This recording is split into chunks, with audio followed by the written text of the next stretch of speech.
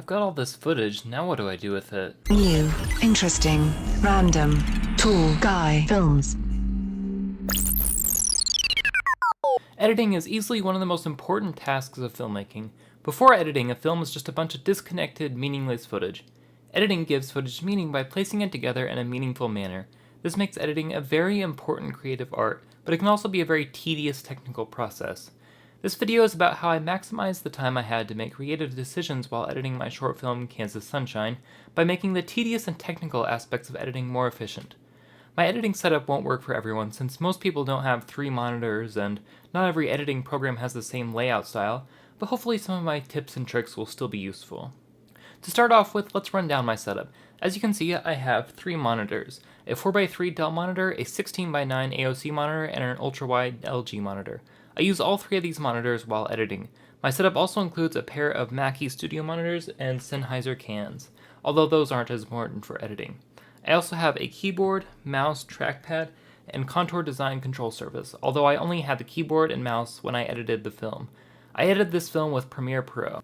There are really 3 parts to editing any film: organizing the footage onto the timeline, editing the film, and then refining the edit.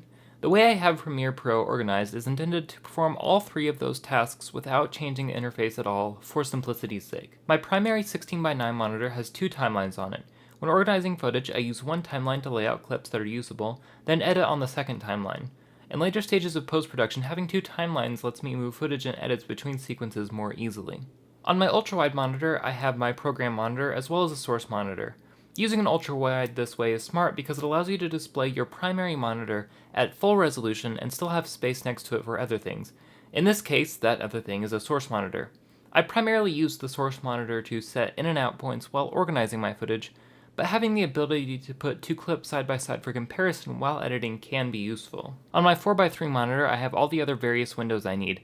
This includes a bin with my footage, the effects panel, the effects controls for the footage, and scopes for color correction, although I did all my color work in Resolve when editing Kansas Sunshine. As I mentioned, the first step in my editing process is organizing the footage. I already knew more or less how the edit would look once finished, which enabled me to quickly organize my clips. I started by going through all of my clips in the source monitor and using in and out points to cut the footage down to the usable parts. I then dumped this footage in the order it would go onto the edit on a scratch sequence. The next step was to actually edit the footage. From here I dragged footage from my scratch sequence onto the main editing sequence and began laying it out how the edit would look. I wasn't too focused on getting the timing perfect, it was just about having a rough edit. The last step was to refine the edit. This is the longest and most important part of editing. I focused on getting the timing and rhythm of the edit perfect. I did have some difficulties due to problems with some of my footage, like my reflection in a window, so compromises had to be made in this process. Also during this stage, I added additional audio and music. Once the edit was complete, I began the process of sending the edit off to other applications for color grading and sound mixing, which I'll cover in the next few videos. Anyway, that's it for this video. If you liked the video, hit the like button. If not, feel free to hit the dislike button.